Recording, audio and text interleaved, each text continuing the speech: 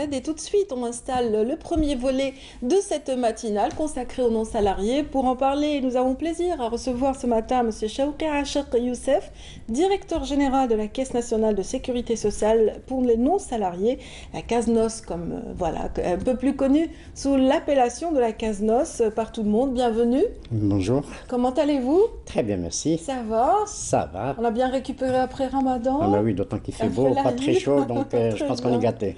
La caisse en général subit d'énormes pressions tout au long de l'année, mais en cette fin d'année, il y aura aussi pression parce que il y a lieu de régulariser certaines situations. J'ai un petit chat dans la gorge, ne faites pas attention. On va vous soigner en tant que sécurité sociale.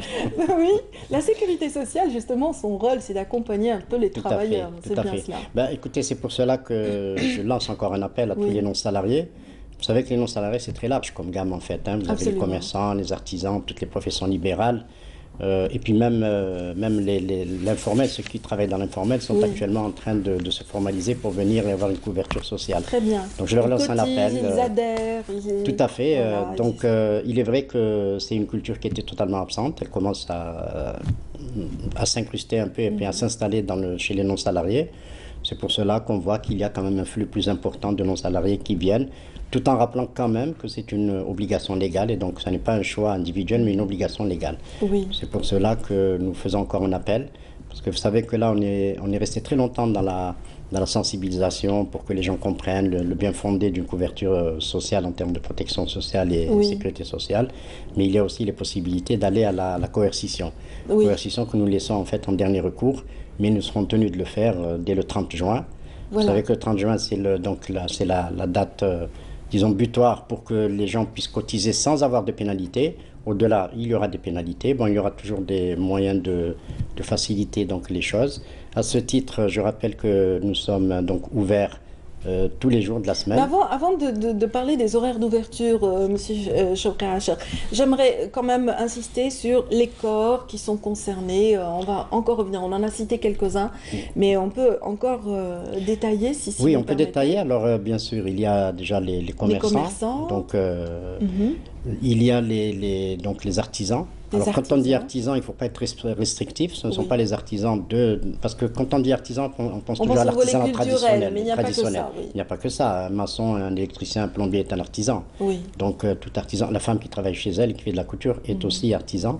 Donc, tout ce corps-là, en plus, vous avez bien sûr tous ceux qui travaillent à leur compte. Les industriels également. Les industriels, les sociétés, ceux qui sont actionnaires dans des sociétés sont tenus, donc ils sont assujettis, sont tenus de cotiser.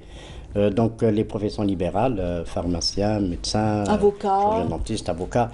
Et puis je rappelle que toute personne, parce que beaucoup ne comprennent pas, ils me disent, moi je suis déjà retraité donc, en tant que salarié, et là je m'installe à mon compte, et bien il s'installe à son compte, il a des revenus, donc il est tenu de cotiser, et bien sûr il y a une compensation, puisque ce qu'il cotise, il va le retrouver en bout de compte. Maintenant, il y a aussi les bénéficiaires d'Ansège et de CNAC, les jeunes entrepreneurs, les microcrédits également. Oui, donc tous ceux qui ont un revenu de quelque nature que ce soit, une activité de quelque nature que ce soit, sont tenus donc à cotiser. Et bien sûr, ils vont retrouver ça en bout de compte, aussi bien pour eux-mêmes que pour tous les ayants droit. Voilà, vous dites vous retrouver. Donc, on va essayer un petit peu de le rappeler pour ceux qui essayent un petit peu de faire la sourde oreille, d'oublier un petit peu ce qu'il y a comme avantage en retour. Oui, alors les avantages sont énormes. Déjà, l'accès à la retraite. L'accès aux soins, déjà. L'accès aux soins, aussi bien pour le non-salarié. Donc, la personne qui cotise que pour tous les ayants droit. Donc, j'entends par ayant droit les enfants, que ce soit les enfants biologiques ou adoptés, les parents, les beaux-parents, les grands-parents des deux côtés. Bien sûr, si quelqu'un a une sœur, une tante ou une nièce d'ailleurs qui a sa charge et sa situation sociale n'a pas changé, donc il reste sous son toit, elle est aussi couverte. Donc vous voyez qu'un seul cotisant couvre une large gamme donc, de personnes ayant droit. Alors moi je m'interroge toujours, je me dis ce sont des personnes qui sont censées être aimées par le cotisant, alors pourquoi ils ne cotisent pas, ils ne leur donnent pas la couverture nécessaire. Alors au-delà donc des soins, et donc de la carte Chifa, dont l'accès aux médicaments, l'accès aux soins, l'accès aux cliniques, par exemple, de chirurgie cardiovasculaire, qui coûtent très cher d'ailleurs, et personne ne peut avoir comme ça d'emblée la possibilité de payer. Donc ils ont cette couverture. Les cliniques d'hémodialyse, vous savez que quelqu'un peut se retrouver du jour au lendemain avec un problème rénal, et donc qui est tenu de faire des séances d'hémodialyse. Je rappelle que la séance Elle coûte quand même 6 000 dinars plus les médicaments, 6 000 dinars, 3 séances par semaine. Alors imaginez à vie ce que ça peut coûter. Donc tous ces aspects-là ne doivent pas être occultés justement par... En cas de décès aussi, il y a une couverture. Alors en cas de décès, il y a une couverture. Il y a systématiquement bien sûr un capital d'essai qui est donné, qui voit 12 fois la cotisation, mais aussi ils ont donc la retraite et la reversion de retraite. Donc si la personne décède, il y a une reversion de la pension de retraite aux conjoints, pour les conjoints et puis les ayants droit. Donc vous voyez qu'en fait, quand on voit la couverture, il ne faut pas faire abstraction justement des cotisations, ne pas cotiser, ne pas donner cette couverture. Très bien. Donc je fais encore un appel justement à toutes les personnes qui m'entendent aujourd'hui. Il y a des retardataires en fait qu'il faut Il y a des retardataires, alors il ne faut pas aussi qu'ils oublient qu'ils sont tenus d'améliorer leur niveau de cotisation. Vous savez, quelqu'un qui cotise au minimum va partir avec une retraite minimale, donc vraiment le SMIC, alors qu'en fait, en deçà de SMIC, en fait, c'est 15 000 dinars, c'est le minimum de la retraite, mais quelqu'un qui cotise mieux peut aller jusqu'à 200 000 dinars pratiquement.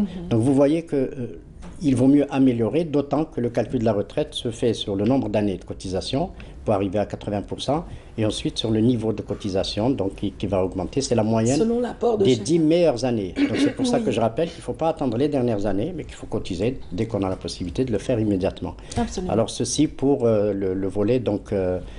disons retour sur investissement. Voilà, retour sur investissement parce que voilà. La cotisation est un retour sur investissement. On prépare un petit peu tout ça et on s'offre des petits avantages qui sont très intéressants de gros avantages. Pour le bien-être et pour bien vivre. En tout cas, il y a un délai pour ces cotisations. Il a été fixé au 30 juin. C'est bien ça? Oui. Alors en fait, c'est le décret qui le fixe. Donc tous les non-salariés peuvent cotiser bien sûr toute l'année, ça va de soi. Sauf qu'ils sont tenus de cotiser avant le 30 juin pour ne pas avoir pénalité de retard. Pour tous les non-salariés, bon, pour les agriculteurs c'est particulier, ils peuvent aller jusqu'au 30 septembre, vu la conjoncture et vu la nature de leur activité. Donc ils ont encore jusqu'à samedi, et je rappelle que nous sommes ouverts aussi le samedi. Pour certaines structures, on ouvrira aussi le vendredi matin. Donc c'est vous dire que nous sommes dans une attitude de réception.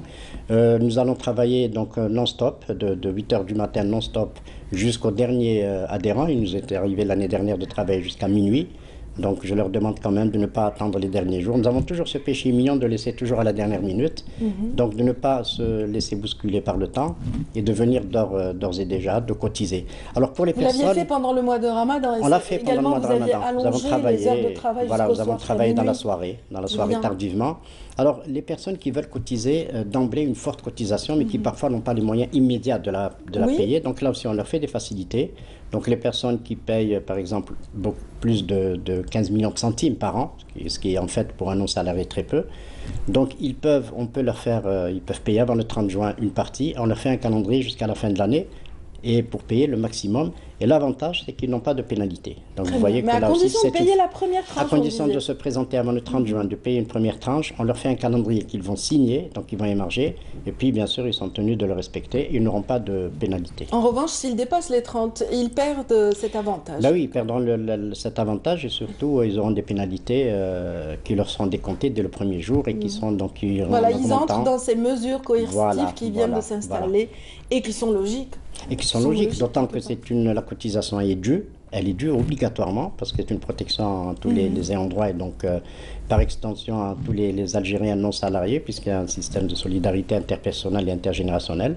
Donc ils sont tenus de venir et de cotiser. De toute manière, ces cotisations-là, nous les prendrons par la force de la loi. Donc autant venir, cotiser, avoir la couverture, ne pas se laisser dans une situation de précarité.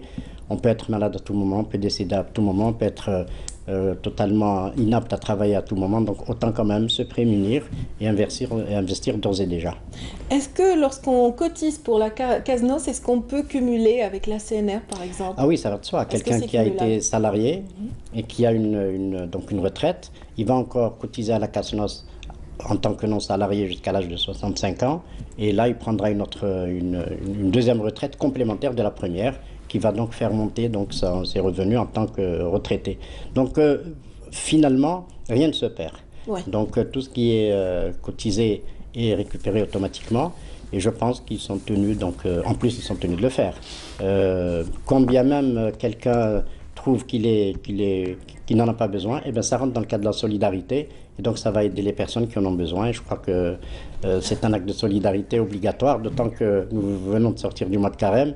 Et la solidarité est prégnante dans ce cas de figure. Absolument. En tout cas, voilà, qui est dit par rapport à justement cet apport social très important pour chaque individu, voilà, ayant accès à une profession libérale quelconque. Tout à fait.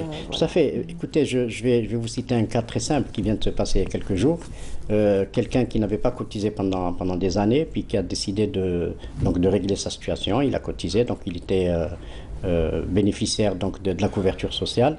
Et puis malheureusement un beau jour, il découvre que sa petite fille de 17 mois fait un cancer du sang et qu'elle est obligée de faire une greffe rénale, de moelle qui ne peut pas se faire ici. Donc il faut un transfert, et transfert qui lui aurait coûté des milliards, donc impossible à avancer. Et c'est la caisse qui va les verser pour lui, en toute objectivité, et qui va être transférée, la petite va être transférée pour des soins à l'étranger. Donc vous voyez que la couverture est très large et tout le monde peut recevoir une tuile à tout moment. Ah oui, donc oui, oui, autant nul n'est à l'abri, prémunir, voilà, autant se prémunir. Autant se prémunir. Et là je lance encore un appel à toutes les personnes qui m'écoutent.